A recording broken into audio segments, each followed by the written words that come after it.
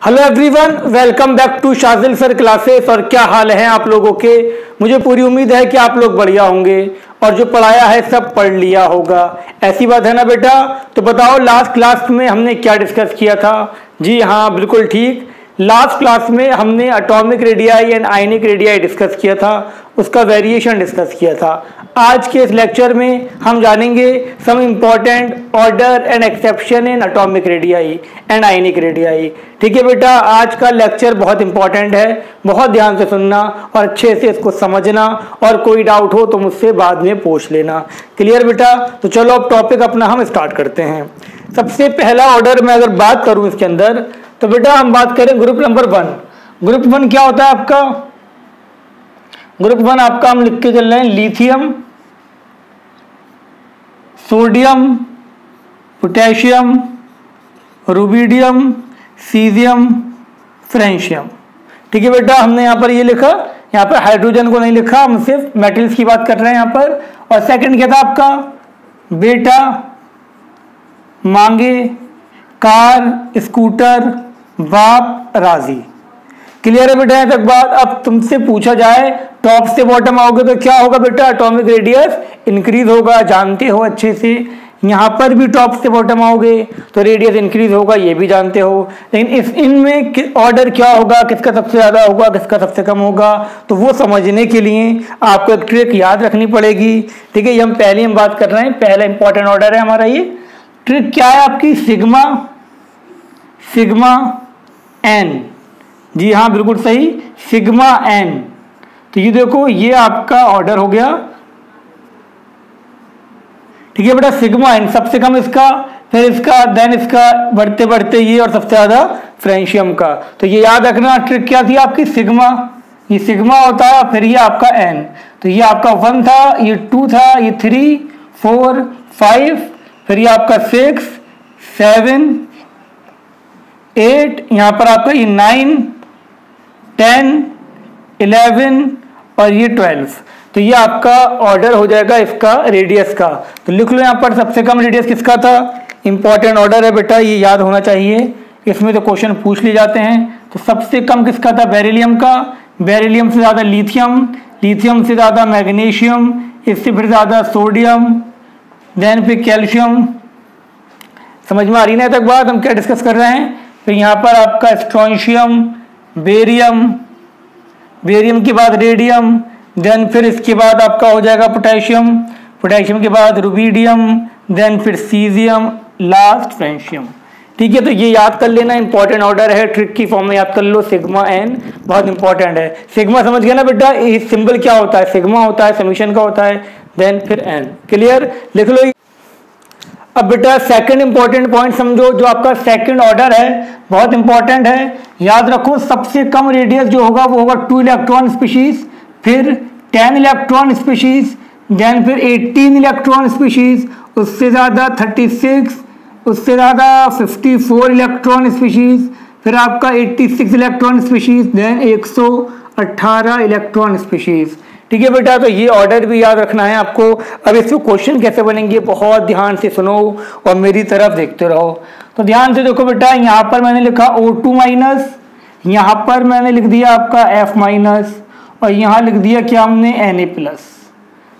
Clear हो गई यहाँ तक बात। फिर हमने यहाँ पर लिखा आपका F2 माइनस, Cl माइनस, यहाँ लिख दिया हमने K प्लस। इतनी बात बेटा समझ में आ गई। Br minus, Rb plus. अब आपसे ये पूछा जा रहा है कि ये जो हमने यहाँ पर 9 आयंस लिखी हैं, इनका इंक्रीजिंग या डिक्रीजिंग ऑर्डर क्या होगा। तो बहुत ध्यान से मेरी तरफ देखते रहो। क्या देखना है तुम्हें, ये बिलोंग कर रहे हैं सेकंड पीरियड से, सेकंड पीरियड से बिलोंग कर रहे हैं ना। और देखो इसमें कितने इलेक्ट्रॉन है, इसका एटॉमिक नंबर होता है 8, इसका होता है 9, इसका होता है 11। ठीक है बेटा, फिर +8 + 18 कर देना। तो ध्यान से देखो, इसका इसके अंदर जो इलेक्ट्रॉन होंगे सेकंड पीरियड में जो नोबल गैस होती है वो कौन सी होती है, नियॉन होती है। और सेकंड पीरियड के कोई भी आयन अगर है तो वो क्या देगा आपको, नियॉन का कॉन्फ़िगरेशन देगा। और आप निकाल भी सकते हो, 8 इसका एटॉमिक नंबर था, 2 इसके माइनस थे तो कितने हो गए 10 इलेक्ट्रॉन। इसका एटॉमिक नंबर 9 था, 1 माइनस था 10 इलेक्ट्रॉन, 11 था 1 इलेक्ट्रॉन निकल गया 10 इलेक्ट्रॉन। तो ये सब क्या थे बेटा, ये सब थे 10 इलेक्ट्रॉन स्पीशीज। यहाँ पर देख लो ये सब क्या थे आपके 18 इलेक्ट्रॉन स्पीशीज, समझ गए ना। सल्फर का 16 होता है, 2 आ गए, 18 इलेक्ट्रॉन स्पीशीज। और ये सब थे यहाँ पर 36 इलेक्ट्रॉन स्पीशीज, इसका 34 होता है, 2 इलेक्ट्रॉन आ गए। ये सब क्या थे 36 इलेक्ट्रॉन स्पीशीज। यहाँ तक बात समझ में आ गई, कोई दिक्कत तो नहीं, जल्दी बोलो शाबाश। अब तुम देखो ये अपने आप में एक आइसो इलेक्ट्रॉनिक है, आइसो इलेक्ट्रॉनिक होगा, आइसो इलेक्ट्रॉनिक, सबके इलेक्ट्रॉन सेम है, ये भी आइसो इलेक्ट्रॉनिक है, ये भी आइसो इलेक्ट्रॉनिक है। यहाँ तक बात तुम्हें समझ में आती है, ये सब अपने आप में क्या थे, आइसो इलेक्ट्रॉनिक स्पीशीज। अब मेरी बात सुनने वाली है यहाँ पर कि अगर आइसो इलेक्ट्रॉनिक स्पीशीज है, मैंने आपको लास्ट क्लास में बता रखा है कि अगर आइसो इलेक्ट्रॉनिक स्पीशीज है, फॉर आइसो इलेक्ट्रॉनिक स्पीशीज जो रेडियस होगा, जो आपका आयनिक या एटॉमिक रेडियस होगा वो क्या होगा, inversely proportional to atomic number या प्रोटॉन या पॉजिटिव चार्ज।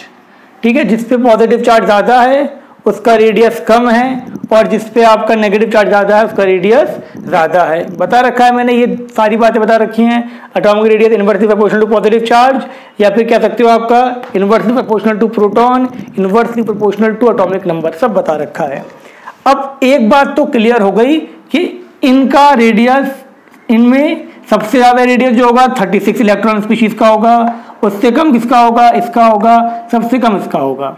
अब इसमें बताओ सबसे ज्यादा, ये अगर आइसो इलेक्ट्रॉनिक स्पीशीज हैं तो इसमें सबसे ज्यादा किसका होगा, तो सुन लो, जिस पे पॉजिटिव चार्ज ज्यादा है उसका क्या होगा, सबसे कम होगा।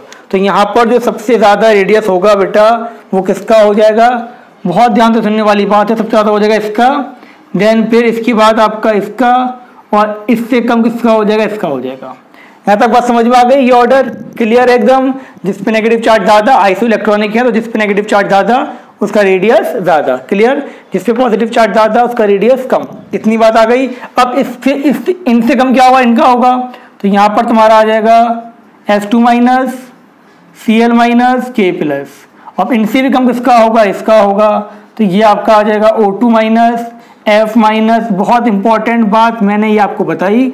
तो यहाँ से यहाँ तक देखो, ये सब क्या थे आपके 36 इलेक्ट्रॉन स्पीशीज, यहाँ से यहाँ तक ये थे आपके 18 इलेक्ट्रॉन स्पीशीज, और यहाँ से यहाँ तक ये थे 10 इलेक्ट्रॉन स्पीशीज।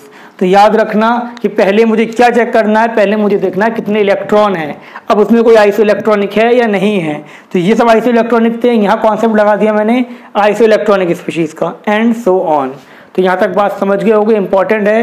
कभी कभी सिर्फ आइसो इलेक्ट्रॉनिक, कभी कभी सिर्फ कंपटीशन में आइसो इलेक्ट्रॉनिक का ही पूछ लिया जाता है, 3 आइसो इलेक्ट्रॉनिक हैं, इनका ऑर्डर क्या होगा, ठीक है। लेकिन यहाँ तो मैंने फिर भी आपको डिफरेंट आइसो इलेक्ट्रॉनिक के करवा दिए। क्लियर हो गई यहाँ तक बात, लिख लो उसको फटाफट, फिर हम नेक्स्ट बात करते हैं। लिख लिया बेटा। अब एक इंपॉर्टेंट चीज जो हमने आपको बता रखी थी,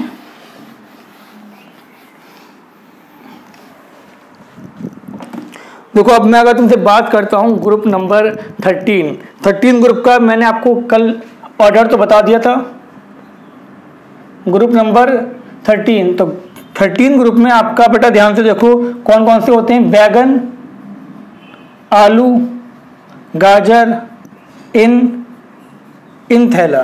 तो जब टॉप से बॉटम हम आते हैं बेटा, जब हम टॉप से बॉटम आए तो नंबर ऑफ शेल क्या होगा, नंबर ऑफ शेल इंक्रीज होंगे, नंबर ऑफ शेल इंक्रीज, और जब नंबर ऑफ शेल इंक्रीज होंगे तो एटॉमिक रेडियाई भी क्या था, बढ़ना चाहिए था।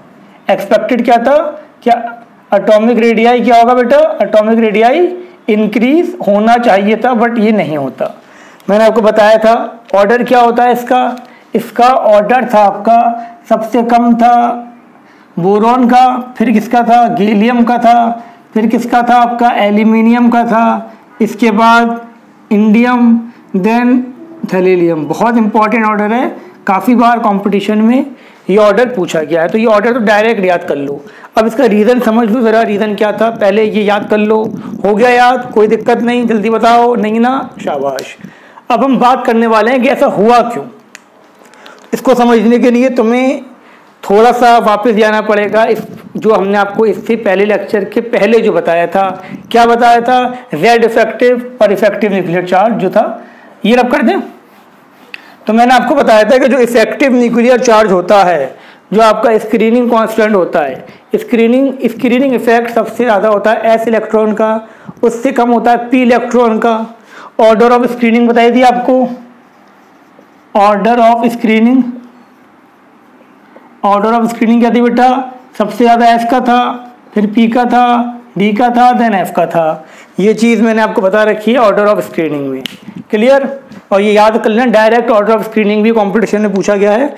अब एक बात तुम्हें ध्यान से समझनी होगी, जब आपने यहाँ पर बोरॉन लिखा, बोरॉन का एटॉमिक नंबर क्या था बेटा? 5 था। इसका कॉन्फ़िगरेशन होगा 1s2 2s2 2p1। हमने एल्यूमिनियम लिखा, एल्यूमिनियम का क्या था बेटा? 13 था। 1s2 2s2 2p6 3s2 3p कितना था बेटा? ये था आपका 3p1। फिर जब आपने गैलियम लिखा, गैलियम का कितना था? गैलियम का था आपका 31।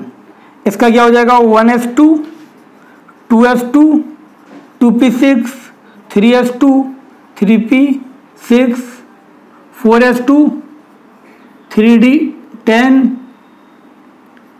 और आपका 4p1। ये तो हो जाएगा बेटा, ये इसका कॉन्फ़िगरेशन हो जाएगा। कॉन्फ़िगरेशन आपको सिखा रखा है। यहाँ तक बात क्लियर हो गई? यहाँ तक कोई दिक्कत तो नहीं? बिल्कुल ही होनी चाहिए। तो क्या यहाँ पर डी सब शेल है? डी है यहाँ पर? जी नहीं, बिल्कुल नहीं है। क्या यहाँ पर डी है? जी नहीं, बिल्कुल नहीं है। क्या यहाँ पर डी है? जी हाँ, बिल्कुल डी है। अब यहाँ पर क्या हो गया? डी हो गया। शेल तो बढ़ गया, यहाँ 2 शेल थे, यहाँ 3 शेल थे, यहाँ 4 शेल थे, शेल बढ़ा। लेकिन यहाँ पे क्या था? आपका डी सब शेल था। और जब डी सब शेल होगा, डी में जो इलेक्ट्रॉन है उनकी जो रिपल्सिव पावर होगी, जो उनका स्क्रीनिंग कांस्टेंट होगा, अगर नहीं पढ़ा स्क्रीनिंग तो आप जाके वो वीडियो देखें। स्क्रीनिंग कांस्टेंट क्या होता है, उसको निकालते कैसे हैं वो भी बता रखा था आपको। तो इसका जो स्क्रीनिंग होगा वो वीक होगा, और वीक स्क्रीनिंग की वजह से, जब रिपल्सिव पावर कम है, देखो Z इफेक्टिव क्या होता है? Z इफेक्टिव आपका होता है Z atomic number minus sigma. अब सिग्मा क्या था? Repulsive force. ये क्या था बेटा? ये था अट्रैक्टिव फोर्स। ये अट्रैक्टिव फोर्स था। और ये क्या था आपका? Repulsive force. ठीक है बेटा, यहाँ तक बात आपको पता है, ये था रिपल्सिव फोर्स। अब जब डी इलेक्ट्रॉन आ गया, तो डी इलेक्ट्रॉन्स की वजह से सिग्मा क्या हो गया? कम हो गया। और जब सिग्मा कम होगा तो Z इफेक्टिव क्या होगा? बढ़ जाएगा। तो ये बात याद रखो, यहाँ पर रेडियस तो बढ़ा, लेकिन Z इफेक्टिव रेडियस से ज्यादा बढ़ा। रेडियस बढ़ने के बाद भी Z इफेक्टिव की वैल्यू क्या हो गई? ज्यादा हो गई। और जब Z इफेक्टिव बढ़ता है तो रेडियस क्या हो जाता है? तो रेडियस डिक्रीज हो जाता है। बात समझ में आ गई? शेल बढ़ा, शेल बढ़ने से रेडियस बढ़ना चाहिए था, बिल्कुल बढ़ना चाहिए था। लेकिन डी इलेक्ट्रॉन के आने की वजह से, यहाँ पर नहीं थे, यहाँ पर जस्ट डी इलेक्ट्रॉन के आने की वजह से क्या हो गया? सिग्मा कम हो गया तो Z इफेक्टिव बढ़ गया। और Z इफेक्टिव बढ़ गया तो मैंने आपको कल बताया था, लास्ट लेक्चर में बताया था कि जब भी हम ऑर्डर ऑफ रेडियस देखेंगे, दोनों का कंबाइंड इफेक्ट होता है, Z इफेक्टिव का और शेल के बढ़ने का। तो यहाँ पर जो डोमिनेट कर गया वो Z इफेक्टिव डोमिनेट कर गया। और यही रीजन है कि टॉप से बॉटम आए, शेल बढ़ा लेकिन Z इफेक्टिव ज्यादा बढ़ गया due to decrease in screening of d electron. इसीलिए यहाँ पर क्या हो गया? आपका रेडियस आपका डिक्रीज हो गया। और ये डी इलेक्ट्रॉन की वजह से जो रेडियस डिक्रीज हुआ है, इसी को हम क्या बोलते हैं बेटा? इसको हम बोलते हैं ट्रांजिशन कॉन्ट्रैक्शन हुआ। कॉन्ट्रैक्शन क्यों हुआ? डी इलेक्ट्रॉन्स की वजह से। तो इसी को हमने क्या नाम दे दिया? Transition contraction. तो कोई पूछे ये ऑर्डर क्यों है, तो यहाँ पर जो इफेक्ट ऑपरेट हुआ है, वो क्या था आपका? ट्रांजिशन, ये इसी को हम क्या बोलते हैं? D block contraction. इतनी बात समझ में आ गई बेटा। ट्रांजिशन या डी ब्लॉक कॉन्ट्रैक्शन की वजह से एल्यूमिनियम का गैलियम का रेडियस कम होता है एल्यूमिनियम से। एक एक बात जो मैंने बोली है उसको अपनी लैंग्वेज में लिख लेना, अभी मैं लिखवा तो दूंगा डेफिनेशन इसकी। ठीक है बेटा, यहाँ तक बात समझ में आ गई। ऑर्डर क्लियर हो गया, बहुत इंपॉर्टेंट ऑर्डर था, क्लियर होना चाहिए, वेरी इंपॉर्टेंट, लिख लो इस पे। लेकिन कॉम्पिटिशन में तुमसे कोई रीज़न नहीं पूछेगा, लेकिन ऑर्डर ज़रूर पूछेगा। लेकिन रीज़न आपको पता होना चाहिए बताने के लिए कि डी इलेक्ट्रॉन के आने की वजह से सिग्मा क्या हो गया आपका, कम हो गया, सिग्मा कम हो गया, जेड इफेक्टिव बढ़ गया, और जेड इफेक्टिव का जो इफेक्ट था वो रेडियस के बढ़ने से ज़्यादा था, इसीलिए क्या हुआ आपका साइज डिक्रीज हो गया। क्लियर हो गया यहाँ तक बात, इसको लिख लें आप।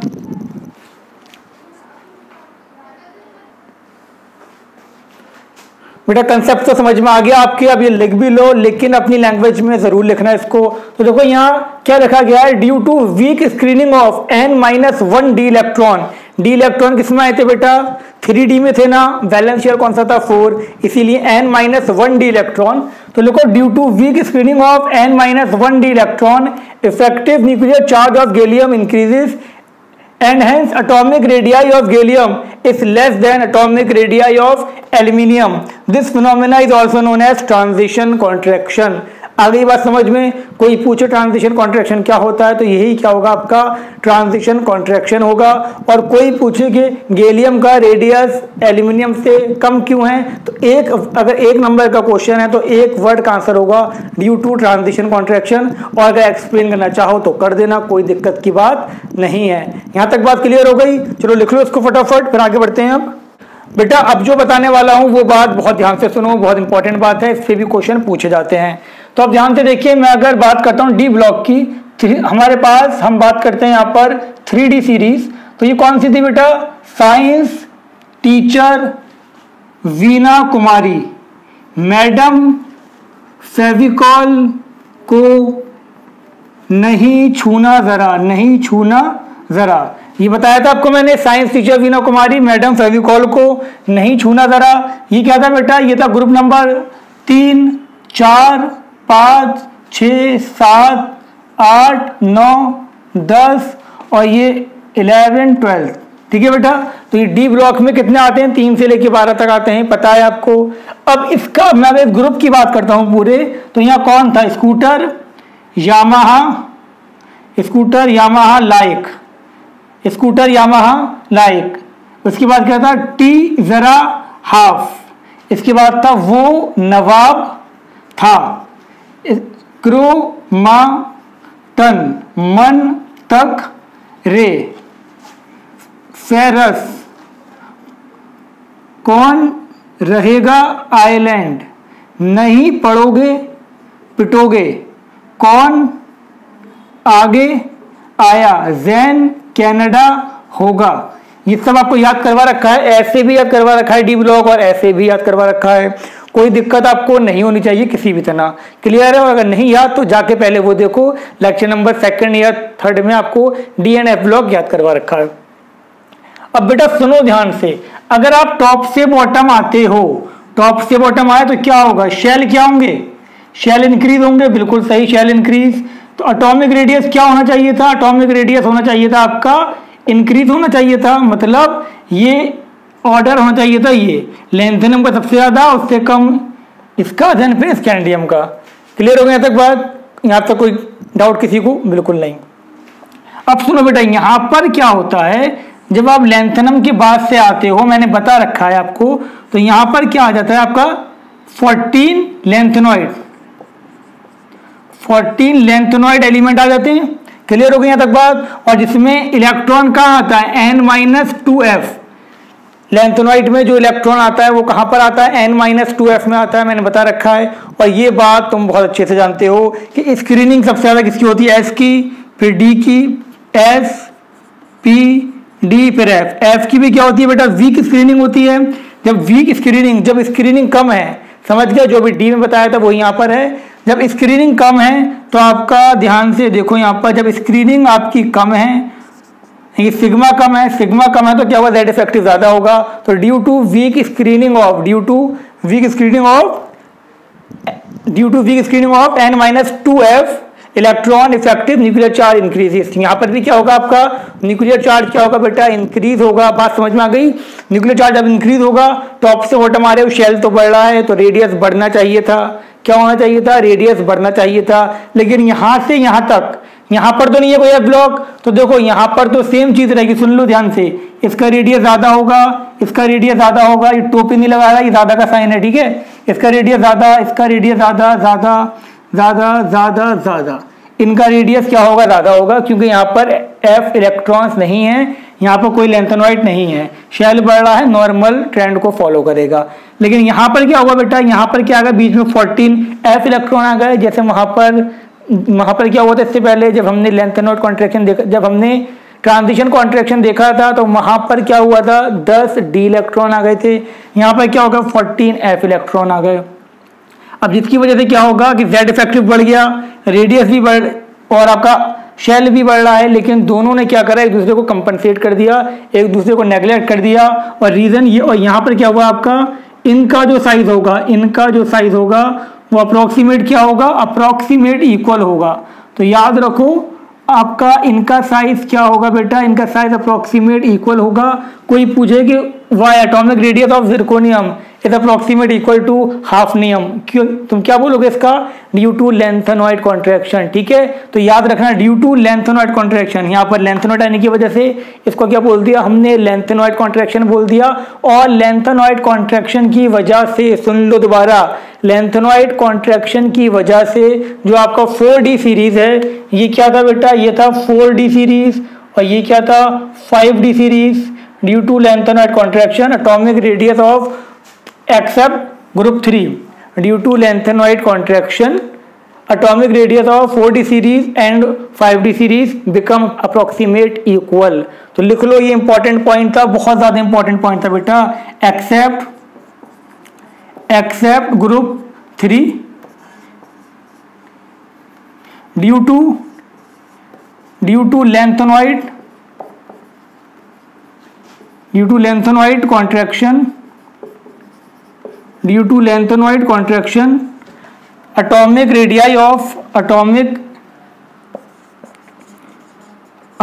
radii of किसका, atomic radii of 4D series and 5D series become approximate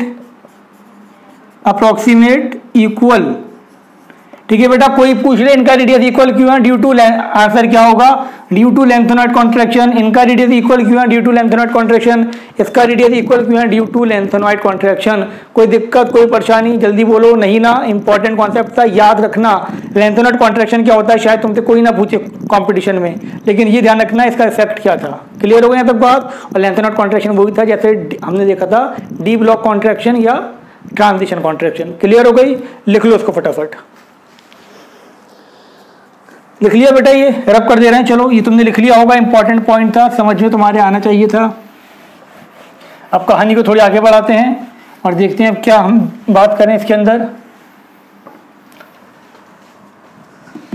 अब बेटा एक चीज तुम बहुत ध्यान से समझो, बहुत ध्यान से मेरी तरफ देखते रहो इसमें भी। नेक्स्ट हमारे पास आता है, हमने अभी देखा था, अब हम बात कर रहे हैं 3D सीरीज की, सिर्फ और सिर्फ 3D सीरीज की। हमने देखा था साइंस टीचर वीना कुमारी मैडम फेविकॉल को नहीं छूना जरा, ये देखा था हमने। साइंस टीचर वीना कुमारी मैडम फेविकॉल को नहीं छूना जरा। इसका एटॉमिक नंबर कितना था, 21 था, 22 था, 23, 24, 25, 26, 27, 28, 29, 30।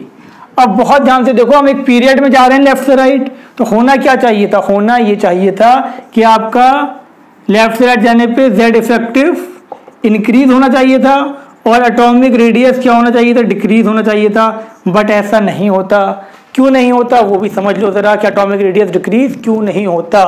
बहुत इंपॉर्टेंट बात है और बहुत सिंपल बात है बेटा, आप ध्यान से समझना मेरी बात को, मैं क्या समझा रहा हूं तुम्हें। तो हमारे पास क्या था, स्कैंडियम था, एटॉमिक नंबर 21 था। स्कैंडियम से पहले क्या रहा होगा, कैल्शियम रहा होगा।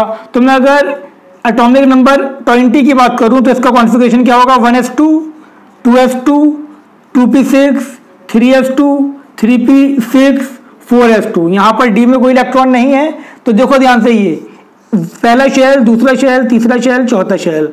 तो जो वैलेंस इलेक्ट्रॉन है वो किसमें, फोर्थ शेल में है, और किसमें, एस सब शेल में। क्लियर। अब ये जो यहाँ पर, और यहाँ प्रोटॉन कितने होंगे, 20 प्रोटॉन होंगे, और ये क्या कर रहा होगा, इसके ऊपर अट्रैक्टिव फोर्स लगा रहा होगा, इसकी वैलेंस इलेक्ट्रॉन के ऊपर जेड इफेक्टिव लगा रहा होगा।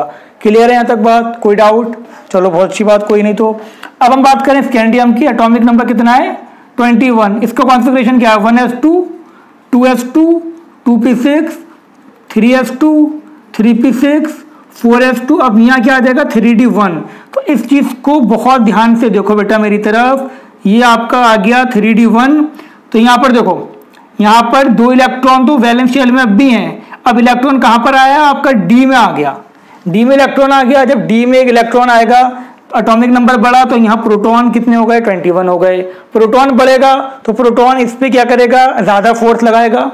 नंबर ऑफ प्रोटॉन बढ़े, प्रोटॉन बढ़ेगा तो क्या होगा, अट्रैक्टिव फोर्स बढ़ेगी। तो वैलेंस इलेक्ट्रॉन पर अट्रैक्टिव फोर्स क्या हो रही है, बढ़ रही है। वैलेंस पे जैसे जैसे आप लेफ्ट से राइट जाएंगे, 21 22 23, वैलेंस इलेक्ट्रॉन क्या रहे, सुन लो ध्यान से, वैलेंस इलेक्ट्रॉन वहां तक क्या रहेंगे, 4s ही रहेंगे। ये तुम्हें कॉन्फ़िगरेशन आती है। मगर जिंक की बात करता हूं तो जिंक का क्या था, 1s2 2s2 2p6 3s2 3p6 4s2। तो ये सुन लो, अपनी लैंग्वेज में लिखना, इस पूरी सीरीज में जो वैलेंस इलेक्ट्रॉन रहेंगे वो क्या रहेंगे, वैलेंस इलेक्ट्रॉन वो होते हैं जो वैलेंस शेल में होता है, और वैलेंस शेल कौन सा है, फोर्थ वाला। तो वैलेंस इलेक्ट्रॉन तो वही रहेंगे, और वैलेंस इलेक्ट्रॉन का जो डिस्टेंस होता है न्यूक्लियस से, वही तो रेडियस होता है। तो सुनो, जैसे जैसे एक इलेक्ट्रॉन बढ़ेगा, वो इलेक्ट्रॉन आएगा कहाँ, वो इलेक्ट्रॉन डी में आएगा, ठीक है। और यहाँ पर एक एक प्रोटॉन बढ़ता रहेगा। तो प्रोटॉन बढ़ने की वजह से इस पर फोर्स ऑफ अट्रैक्शन बढ़ेगा, लेकिन आहिस्ता आहिस्ता जब एक एक डी इलेक्ट्रॉन आता जाएगा तो ये इसको रिपेल भी करता रहेगा, ठीक है। अब हमें ये देखनी है कि कहां पर रिपल्सिव फोर्स डोमिनेट कर रही है और कहां पर अट्रैक्टिव फोर्स डोमिनेट कर रही है। तो हमने क्या देखा, जब लेफ्ट से राइट जाएंगे तो हमारा स्क्रीनिंग इफेक्ट भी बढ़ेगा, क्योंकि एक एक इलेक्ट्रॉन के बढ़ने की वजह से स्क्रीनिंग इफेक्ट भी बढ़ रहा है, और प्रोटॉन के बढ़ने की वजह से हमारा जेड इफेक्टिव भी बढ़ रहा है। अब कौन ज्यादा बढ़ रहा है, कौन कम बढ़ रहा है, वो हमें देखना पड़ेगा।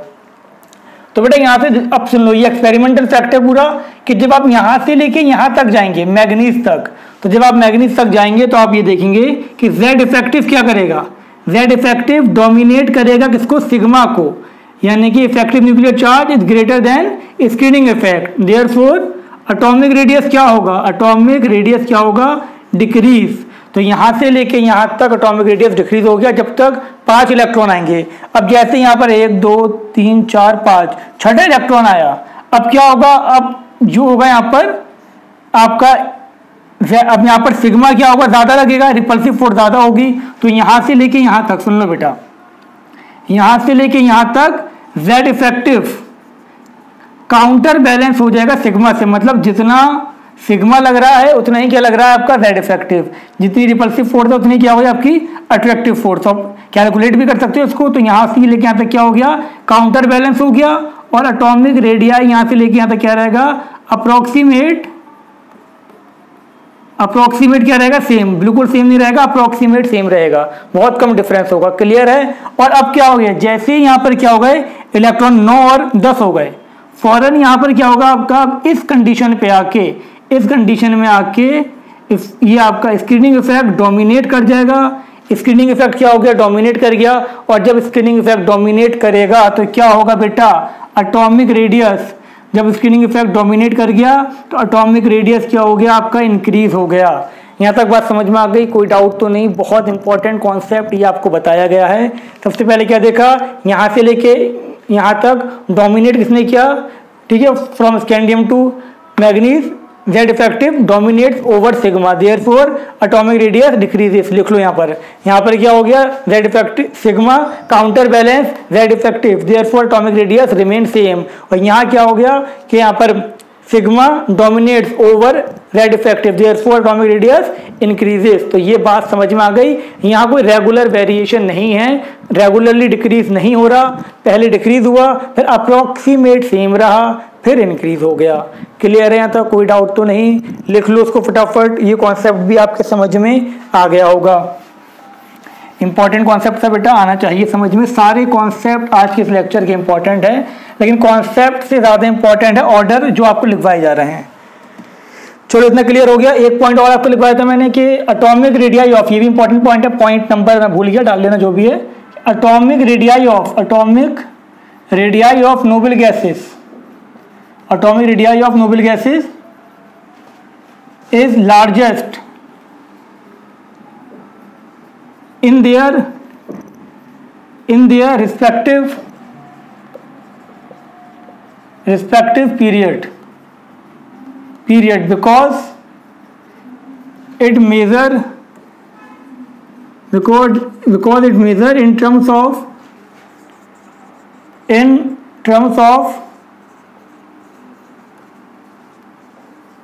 van der Waals radii।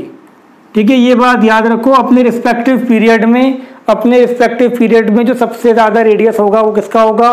Noble gas का होगा। मगर सेकंड पीरियड की बात करता हूँ तो यहाँ पर आपका लिथियम से लेके फ्लोरीन तक डिक्रीज होगा, लेकिन सबसे ज़्यादा किसका होगा? आपका नियॉन का होगा। बात क्लियर हो गई। नोबल गैस का रेडियस अपने रिस्पेक्टिव पीरियड में सबसे ज़्यादा होगा। कोई दिक्कत? तुम्हें जल्दी बोलो बेटा, कोई दिक्कत नहीं ना? शाबाश, तो लिख लो ये पॉइंट भी।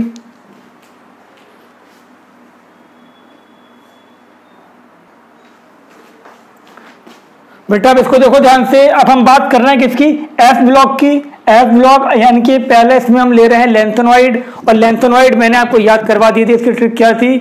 अब वो आपको देखना हो तो बाद में देख लेना। अब ध्यान से देखो 57 से लेके 71 तक हम बात करें लेंथेनॉइड। और एक बात और सुन लो, शायद मैं बताया हो या ना बताया हो, लेंथेनम जो होता है वो एफ ब्लॉक एलिमेंट में इंक्लूड नहीं होता। ठीक है, लेंथेनॉइड स्टार्ट होता है लेंथेनम से, लेकिन लेंथेनॉइड एफ ब्लॉक एलिमेंट नहीं है। कोई पूछे तो बता देना, कॉम्पिटिशन में आया हुआ क्वेश्चन है ये। ठीक है, अब ध्यान से देखो, लेफ्ट से राइट जाओगे एटॉमिक नंबर बढ़ेगा, इलेक्ट्रॉन बढ़ेंगे। इलेक्ट्रॉन कहां बढ़ेंगे? इलेक्ट्रॉन बढ़ेंगे आपके एफ सब शेल में। कौन से एफ? 4f। तो याद रखना ये 4f सीरीज है। लेंथेनॉइड सीरीज कौन सी थी? 4f series. तो यहाँ पर 4f में इलेक्ट्रॉन बढ़ेंगे। इलेक्ट्रॉन्स के बढ़ने की वजह से सिग्मा बढ़ेगा। सिग्मा बढ़ेगा, प्रोटॉन बढ़ रहा है तो यहाँ पर अट्रैक्टिव फोर्स बढ़ेगी, जेड इफेक्टिव बढ़ेगा।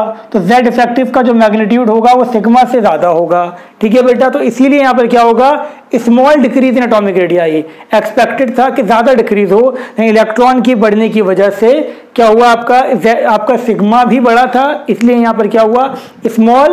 Small decrease in atomic radii. ठीक है, डिक्रीज क्या हुआ? कम हुआ। और इसी this small decrease in atomic radii and ionic radii, ionic radii का ऑर्डर भी ये होगा of lanthanoid series is called lanthanoid contraction. इसको हम क्या बोलेंगे? लेंथेनॉइड कॉन्ट्रैक्शन बोलेंगे। लेकिन इंपॉर्टेंट बात यह है कि पूरा यहाँ पर कोई एक्सेप्शन नहीं है, लेफ्ट से राइट जाने पे डिक्रीज ही होगा। डिक्रीज कम होगा लेकिन डिक्रीज ही होगा। और इसी एलिमेंट टू एलिमेंट जो स्मॉल डिक्रीज हो रहा है इसको हमने क्या बोल दिया? Lanthanoid contraction. ठीक है बेटा, याद रखना ये लेंथेनॉइड कॉन्ट्रैक्शन था। क्लियर है यहाँ तक बात? लिख लो इसको।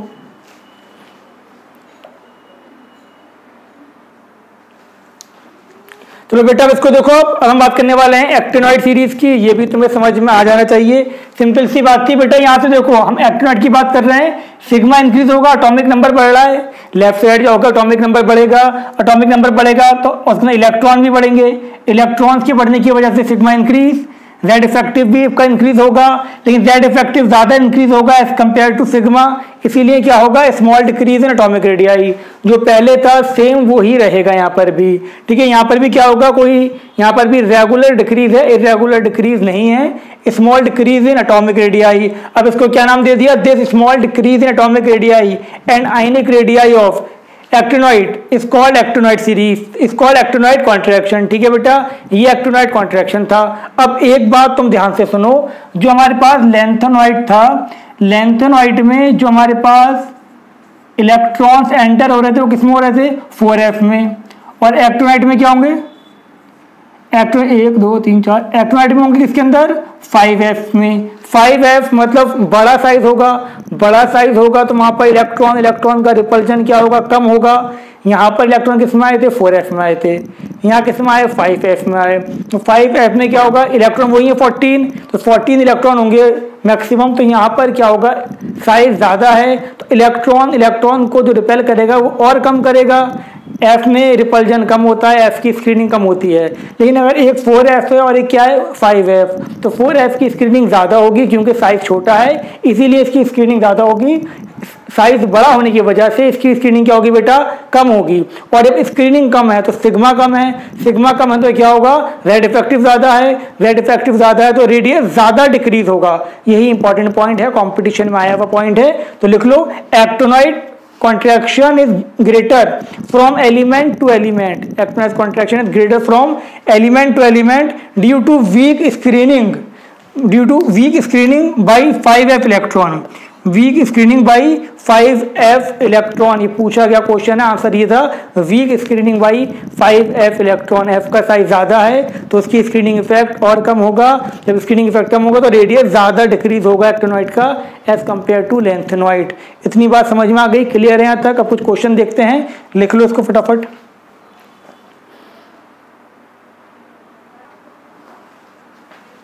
चलो बेटा क्वेश्चन करो। अब ये सिंपल से क्वेश्चन है, हो जाने चाहिए।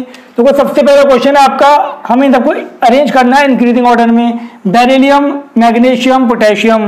अब तुम लोगों को ट्रिक लगवाई थी यही सिग्मा एन वाली, उसको अप्लाई करो यहाँ पर। और जब अप्लाई करोगे तुम क्या देखोगे, ऑर्डर क्या आ जाएगा तुम्हारे पास, पोटेशियम, मैग्नीशियम और आपका बेरिलियम। और सिंपल तरीका और सुन लो एक, ये आपका क्या था, ये सेकंड पीरियड का था, ये थर्ड का था, ये फोर्थ का था। तो फोर्थ पीरियड वाले का ज़्यादा होगा, फोर्थ का ज़्यादा होगा सेकंड से, सेकंड का ज़्यादा होगा किससे, फोर्थ का ज़्यादा होगा थर्ड से, थर्ड का ज़्यादा होगा सेकंड से।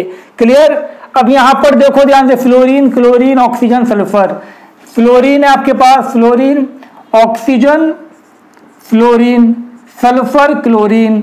ये कौन सा था बेटा, ये सेकंड पीरियड था, ये थर्ड पीरियड था। इतनी बात आगे समझ में, ये ध्यान रखो सेकंड पीरियड का हमेशा कम होगा थर्ड पीरियड से, ठीक है? थर्ड पीरियड का हमेशा क्या होगा, ज़्यादा होगा। तो सबसे ज़्यादा किसका हो गया, लेफ्ट से राइट जाते हैं तो क्या होता है, डिक्रीज होता है। तो सबसे ज़्यादा किसका हो गया, सबसे ज़्यादा हो गया सल्फर का, फिर क्लोरीन का। क्लियर हो गई यहाँ तक बात? फिर इसके बाद इन दोनों में किसका रेडियस ज़्यादा है, इन दोनों में ऑक्सीजन का ज़्यादा है, फ्लोरीन का ज़्यादा है। तो ये डिक्रीजिंग ऑर्डर में लगा दिया हमने। क्लियर है? इंक्रीजिंग बोला गया था, डिक्रीजिंग कर दिया, उसको उल्टा करके रख देना। सबसे कम किसका हो गया, फ्लोरीन का, उससे ज़्यादा ऑक्सीजन का, फिर क्लोरीन का, देन आपका सल्फर। कोई डाउट? जल्दी बोलो बेटा, कोई डाउट नहीं ना? शाबाश। क्या देखना है, फर्स्ट और सेकंड और थर्ड को कंपेयर कर रहे हो तो थर्ड पीरियड का ज़्यादा होगा सेकंड पीरियड से। अब इन दोनों में ज़्यादा किसका था, लेफ्ट से राइट जाते हो डिक्रीज होता है ना, तो सल्फर का ज़्यादा हो गया क्लोरीन से, सबसे ज़्यादा सल्फर फिर क्लोरीन। अब इन दोनों में से किसका ज़्यादा था, ऑक्सीजन का ज़्यादा होता है फ्लोरीन से, क्योंकि लेफ्ट से राइट जाओगे तो डिक्रीज होगा, ऑक्सीजन सबसे कम फ्लोरीन। क्लियर? ये हो गया। अब इस क्वेश्चन को देखो ध्यान से, इसमें तुम क्या देख पा रहे हो, देखो O2 माइनस तुम्हारे पास यहाँ पर O2 माइनस है, तुम्हारे पास F माइनस है, Na प्लस है, Mg2 प्लस है। तो अपना दिमाग लगाओ और देखो ये सब क्या थे, ये सब थे आइसो इलेक्ट्रॉनिक स्पीशीज। इसमें भी 10 इलेक्ट्रॉन, इसमें भी 10 इलेक्ट्रॉन, 10 इलेक्ट्रॉन, 10 इलेक्ट्रॉन। तो अगर आइसो इलेक्ट्रॉनिक स्पीशीज है तो मैंने क्या बताया था, जिसका एटॉमिक नंबर ज़्यादा उसका रेडियस कम। और इसका एटॉमिक नंबर कितना था, इसका 8 था, इसका 9, 11, 12।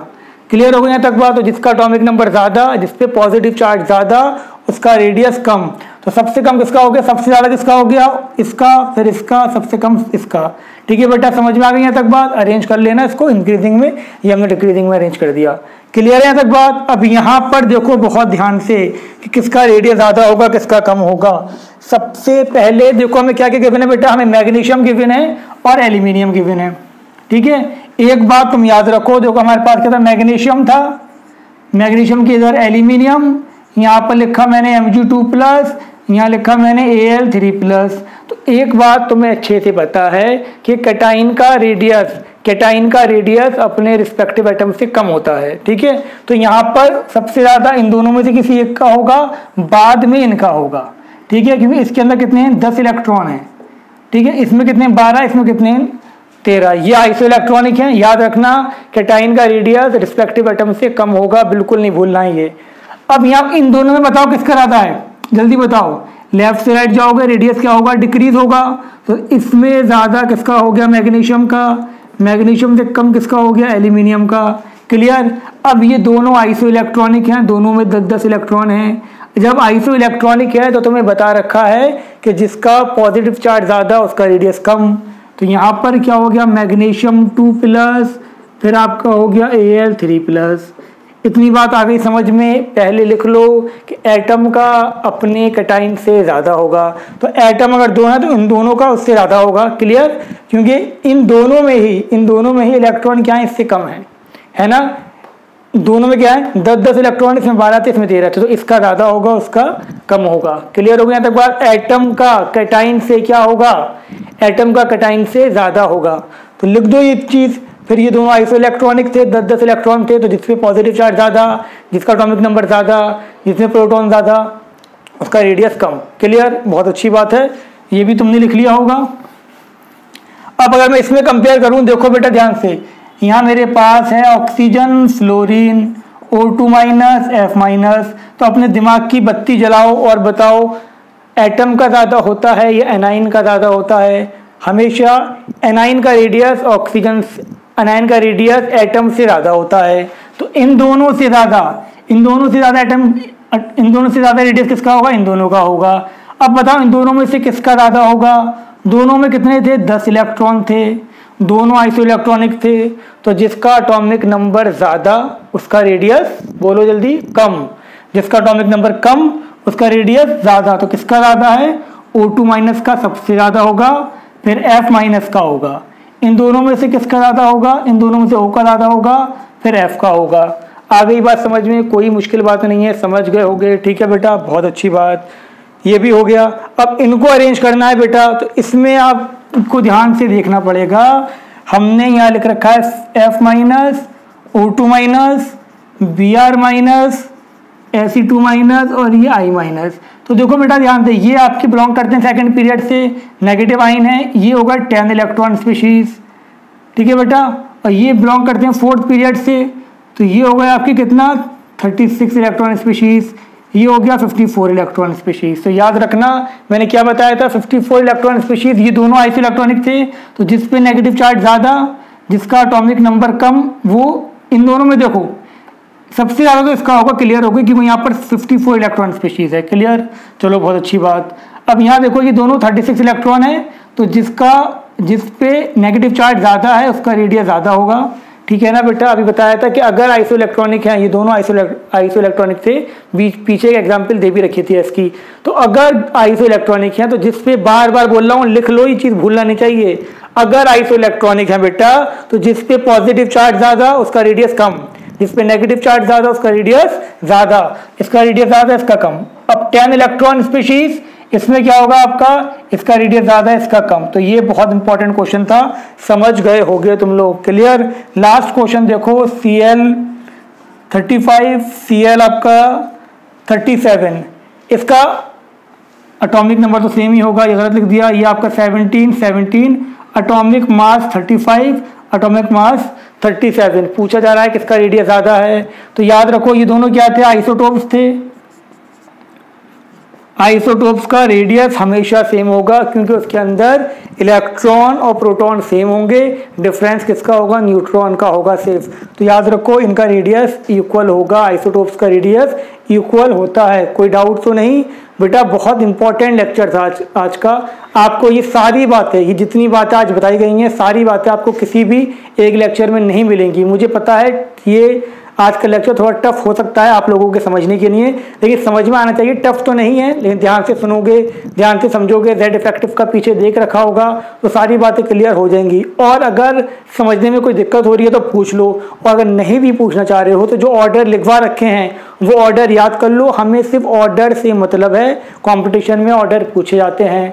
ठीक है बेटा, समझ गए। तो आज के इस लेक्चर में इतना ही, मुलाकात करते हैं आपसे नेक्स्ट लेक्चर में। तब तक के लिए टाटा, बाय बाय, अल्लाह हाफिज़। अपना ख्याल रखें आप लोग।